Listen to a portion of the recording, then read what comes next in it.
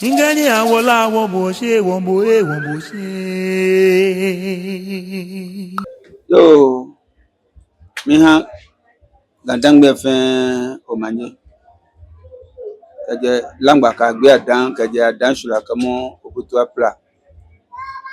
Miha lumu eko je. Ka hina no ni yo mi fe omanye.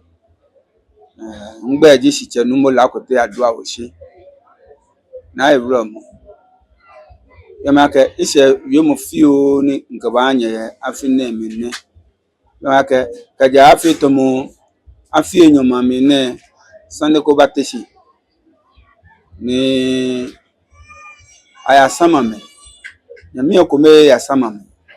Yamake na egbi kusungbi na kangbule on the 7th June 2022. Iya bi ene ni ake summons ba ake asama mi ye High Court. Bembo ni yakwa mi onyemenu ni aibonte. Leji mo ne ke summons ba ake ni ata social media injele. Yo kana kani be sani ma je ehena obotemi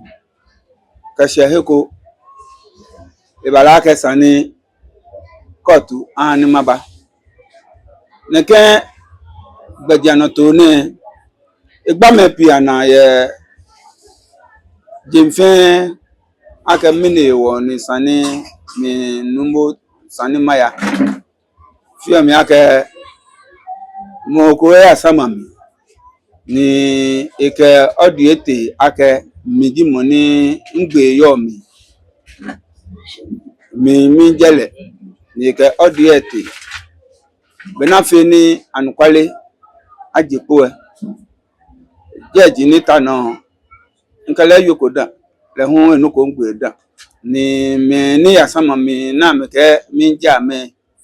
ameke yomo gbeyete obesani ma ni ma je na koni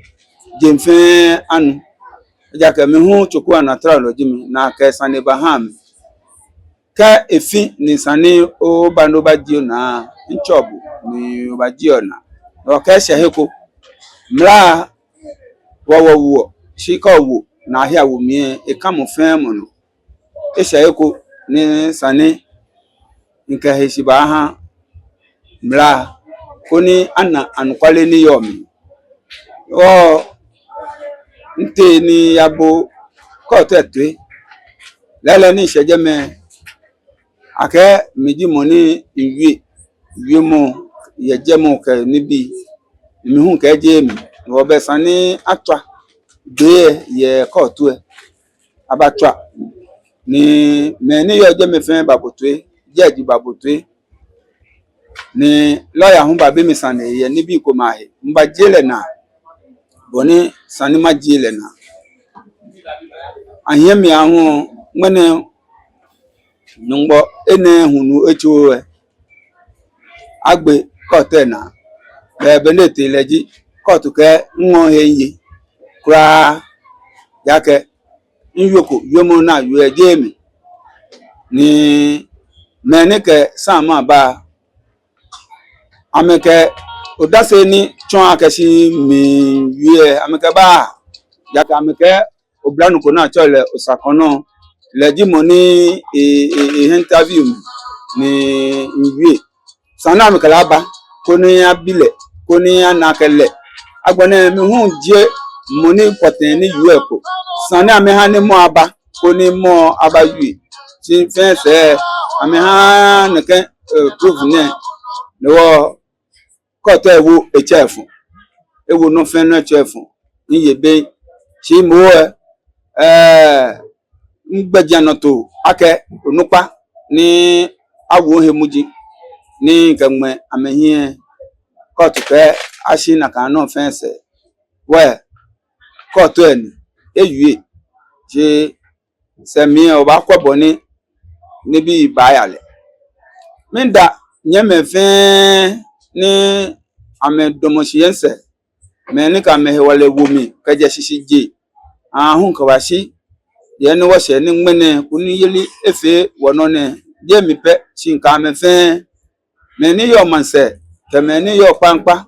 ní àmì wá ní ànúkọ́lẹ̀ èjìpó ẹ̀ mí da mẹ́fẹ́ ṣe ìwà nìgbọ́ ajọ́ mọ̀ fẹ́ mọ̀ bẹ́ẹ̀ náà mi dọmọṣìyẹ́nsẹ̀ mí da mi ṣe àmì dọmọṣì nàkànú nìkẹ́ ajá kẹ́kẹ́ òkànúkọ́lẹ̀ yìí owó bọ́ ní òkàdùn bọ́ ó fà á ká àtò ètè akẹ́ni mi hún lè akẹ́sí ànúkwálé ẹ̀nà yẹn náà mi hún àmì lè akẹ́sí jẹ́ lóko ní manyẹ́ máa fi nà ká yẹn ní hún àmì ká mẹ́ wàlẹ̀ wò mí mi ń dààmú fẹ́ mọ̀ sí yẹn mẹ́hìn kẹ́ yẹn mẹ́yẹ fẹ́ mi ń dààmú fẹ́ mọ̀ sí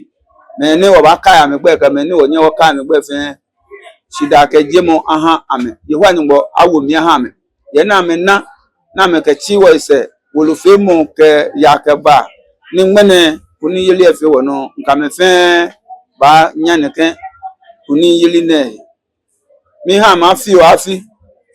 afi na pewo kwa mane na woye gbo na alon te di kwa ka fo wote na ka bi wo sha ka ke woye mo fe mo ni ke sande fon ko ba fun wono o proje mawu yawe den che adumo mi ni boni woye kuni en wasa woye ameno kuni eko mi nda me se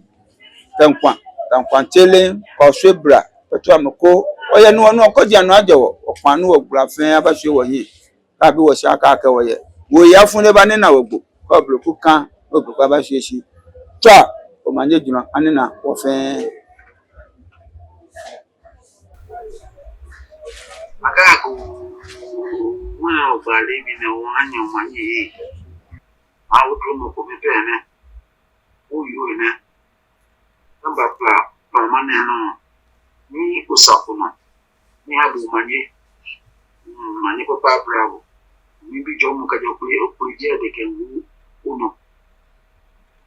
kwale yini no yo ne no mabu wala nseki osane no pio akesha blame wa ka ko ti adu awushie naka mo ibemi nakai nini yo mingekaji ame meni ame atuna kanutumo bose manje ke samafui bose manje samafui ameji mena ame atuna kanutumo ko owie besani entawo ni chon problem ke ame kome ni gbese tashi echichichi mokomoko iwe enuko na anuko aniye eko mi pe ni eje enuni mwene na adu mo kama ba yo akwa me nsasa ni eni me ko me edo ame ngba akwa me nsayo na ya bashi ngba akwa me tifote ya fro tojo isi ani ba do ma ya me ko ma ni shita la ko ti adu awushita shi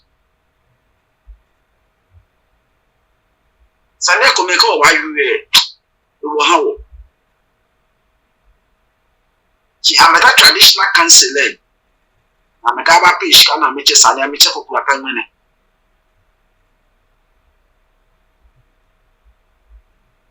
igona ka gatete fena sane ni kashi sane ni yo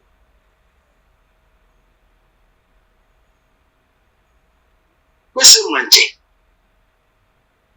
for me that the money chin ka chichina ni sare ya ba na eyu eko we eko o me bi aketomi musuno bo na to fi olete last ni mi ba ganka mu ba indumba me yo moko ninge ani wo gbese bi wo fe ko mi ni wo sa wo gbese eko aka message ba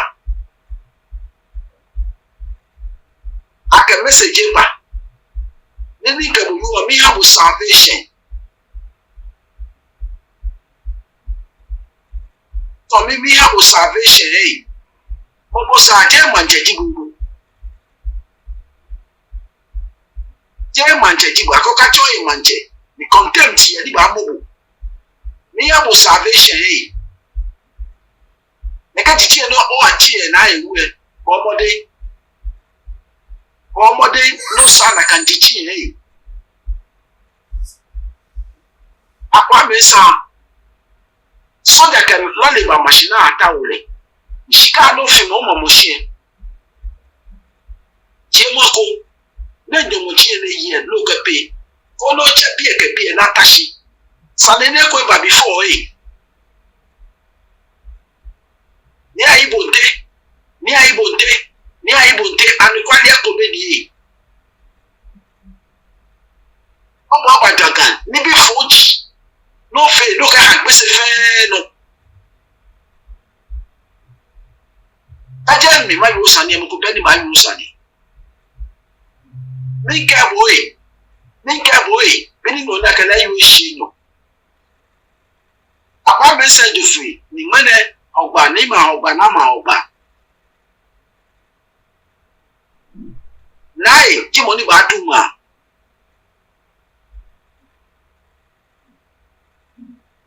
ni wo Chicago fine e ma mushin ya lo ajiko ona ko tu na won se won ìṣàjọlé ní aibonte o tu akwa mesa won e lo o won ìṣàjọlé akwa mesa mi ga fe ko so won ko le jo wo le kele ba ta chi an mi e ma so na kele de if you are feeling bank e fi o you can kwali ento o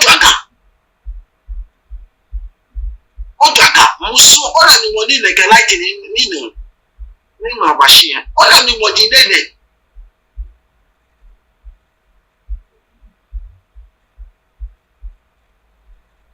wọ́n jẹ́ olùwàdàn kọ́sàn ní pápá ní òbí ọ̀ mokò ṣáà lòmù àbí dàbí ọmọ ọmọdé òyìnbó akẹ́ṣe máa jẹ́ bẹ́ẹ̀ ní ọ̀gá méjì mi ní àmì bá pẹ́ ní ìlànà mẹ́sítírẹ́tì mo fà mẹ́fà àmì nàbúdí mokò súnmọ́ ní ìlú ọ̀ káyọ̀ àdúrà òṣì sàlẹ̀ kẹ́kẹ́ amẹ́fẹ́ dín ní dọ́mẹ́kọ́ mẹ́yà amẹ́túrí àmì ṣọ́ amẹ́bẹ́ choice òsùnmọ̀ òun ìbáwá amẹ́bẹ́ náà mẹ́fẹ́ kòwé níyẹn ká abadaba sánmà náà sánmà náà mo kẹsàn-án nípa ní traditional council almost 10 years kẹsẹ̀ na ní ilẹ̀ lórí ìsákì ń bá ń bá nàbò lókè náà ká náà pè ṣíká no wasalu wa apeshi ko wote wa apeshi ko mini ewo o kwesa na no ba che dodu saki she tenche buwe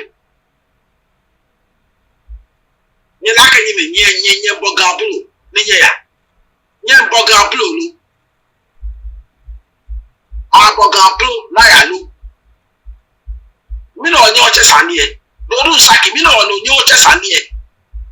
okay ni aibonte nyewo traditional council nyetele na sign my signature ni aibonte sign my signature factory ni e ba ya mu mi ya kan signature le dia sign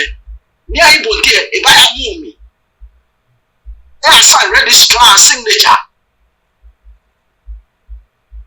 e ba gaga ne come ko signature ni sign e feel like traditional council le no ni wọ́pọ̀ òdàdà náà bá yí ẹ nígbà ní bàtọ̀ òbúnú ẹ last 2 years ẹni bá fi tó ìlànà ní tètè ṣọ́lé níbẹ̀ bàtọ̀ míyẹn nù. akẹ́bí yẹn ìwé fẹ́ yẹn kẹ́ nínú yẹn fi tẹ́ gan mẹ́nà ayé gasani àhùn mẹ́kọ̀mẹ́lẹ́wẹ̀wò gasani ká àṣìtẹ́kù yìí náà wọ́n jẹ́ nàá àṣìtẹ́kù yẹ wọ́n ní dàgbà nífọ̀tẹ́ bò yàwó yìí. No private life ni o ba page no ona where any papa la use hand e use psychopath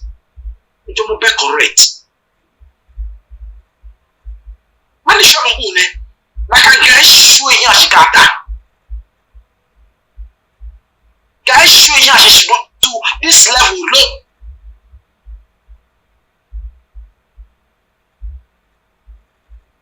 nyemeni nye fishika nika nya pe shika nye fi oya mo ni nya pe a Papa like a shake a guy, she am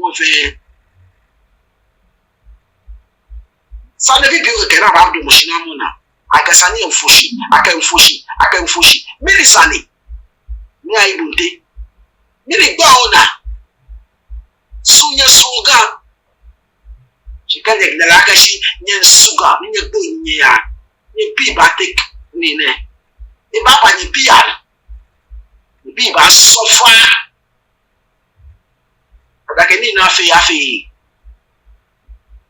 oh nyepa umanyaba inu moni yo luwa odu adon Inda mesie tankwan tele ko swebra petu amko oye nu onu okoji anu ajewo opan nu ogbra fen abahwe woyin ka bi wo sha ka ka woye wo ya fun le ba ni na wogbo ko bloku kan ogbo abahwe shi twa o manje juna anina wo fen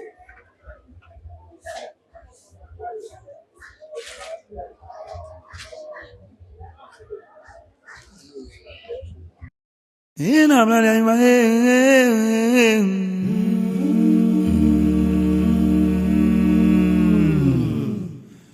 Ode ya mima manche mamimba Ingani ya wala wombo she